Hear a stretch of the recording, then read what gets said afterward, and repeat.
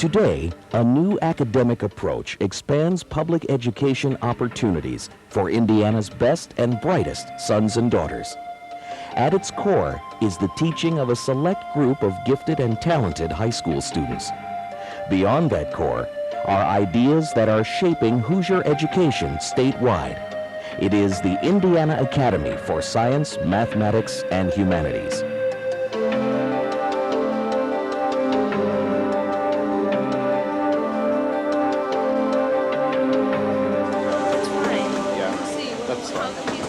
Okay, because when it's going down, the molecule... The Indiana Academy for Science, Mathematics, and Humanities is not a school confined to heightening the educational achievements of just a few. It is a multifaceted program of educational outreach designed to boost the teaching programs of all Indiana schools. The idea of a school for gifted students is not new. Schools for gifted students have existed many years.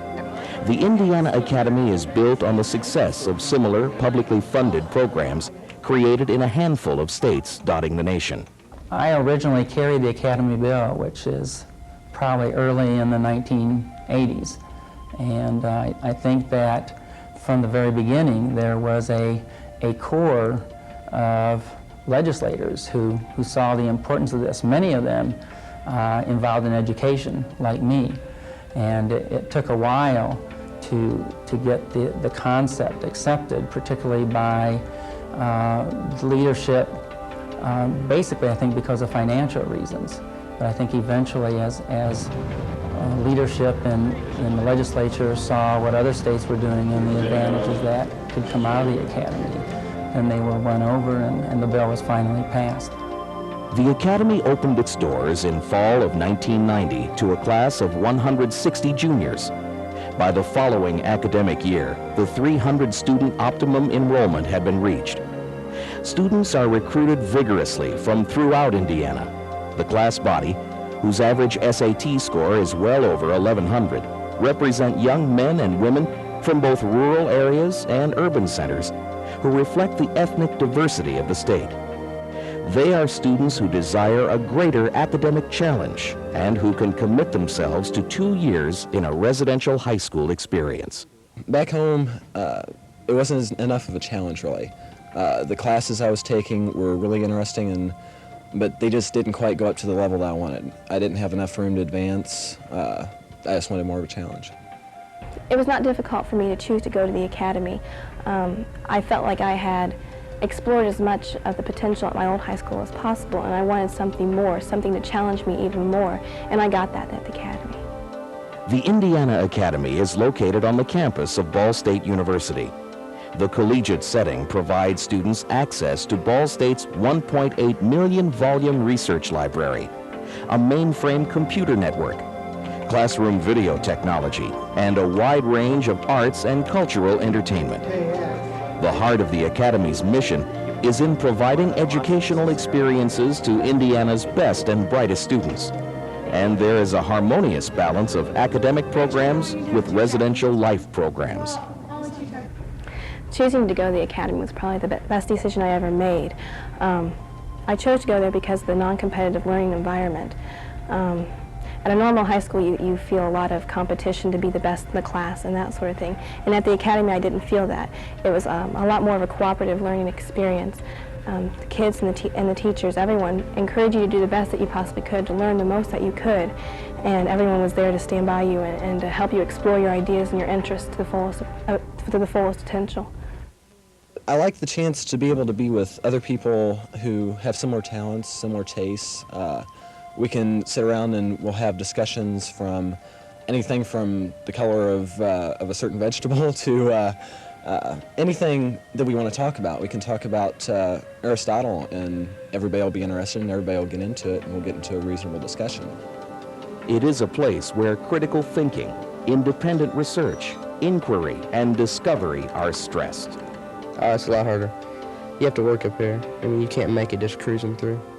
There's an incredible amount of interaction between teachers and students. All the teachers have evening office hours, which the students can go in and discuss problems they're having in class, problems they're having on homework, or even just personal problems or interests. A lot of teachers take on, especially the science teachers, take on special projects with the students and work on special experiments and help them get scholarships and that sort of thing. So there's a lot of interaction between teachers and students. I have experienced a lot more individuality in teaching and a lot better teaching here. It's met my expectations, and I'm happy to say that. So I've learned a lot from my teachers, and that's not always just what's in the textbook.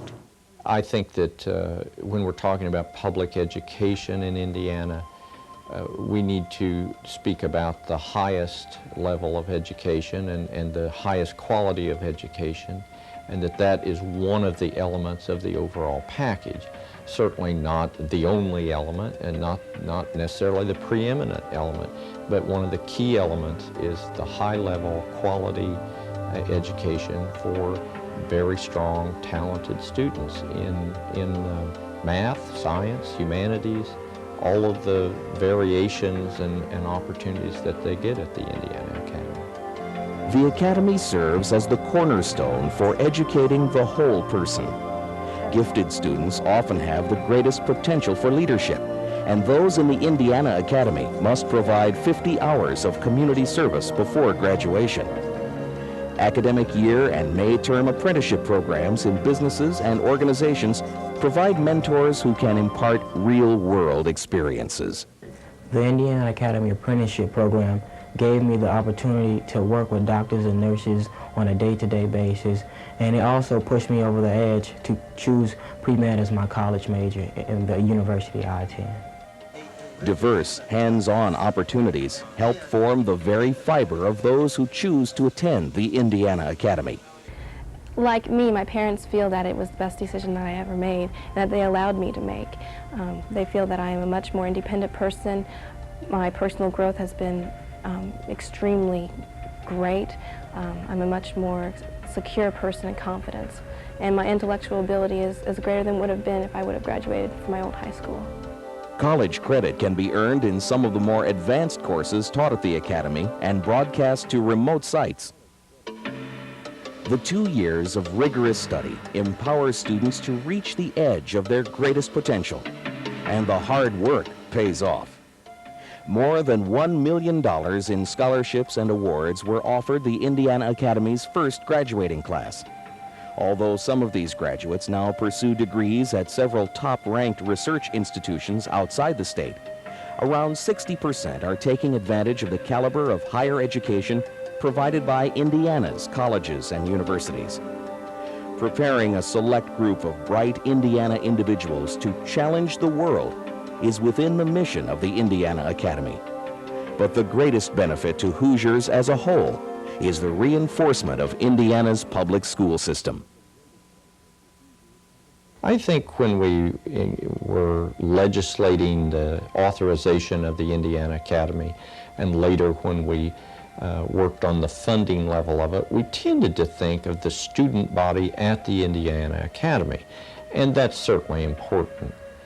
But I think what we have discovered since then is the impact it has on all the other existing school systems, the outreach opportunities for teachers, for administrators, for students back at the home schools. Just a lot of spin-offs and a lot of outreach that I mean, kind of talked about when we were arguing for authorizing the Academy, but I can remember thinking, well, I'm being pretty theoretical here, you know, this may be a stretch. It turned out not to be a stretch. It may be one of the most important elements of the Indiana Academy. Through the Indiana Academy's outreach programs, school systems and corporations can tap available resources to support their curricula and enhance the teaching quality of their teachers. The Indiana Academy serves as a model. It serves as a model of excellence, a level to strive for in terms of public education in Indiana. More practically speaking, it serves as a laboratory, a testing ground for educational ideas in this state, ideas that are tested and proven at the Indiana Academy can be transferred to other, certainly high schools and probably other levels of public schools in Indiana. Academy courses such as Advanced Placement Calculus, Chinese, and Human Genetics are piped directly into high school classrooms using the Indiana Higher Education Telecommunications System. The broadcast of these interactive television courses help round out curricula in many Hoosier high schools. I think the important thing here at Hamilton High School is that we have had an opportunity through the Academy to have some advanced level courses that we would not have ever been able to provide for our students. I think it's probably very true whether it's in a school our size, which is small, or whether it's even in a medium-sized school or a large-sized school.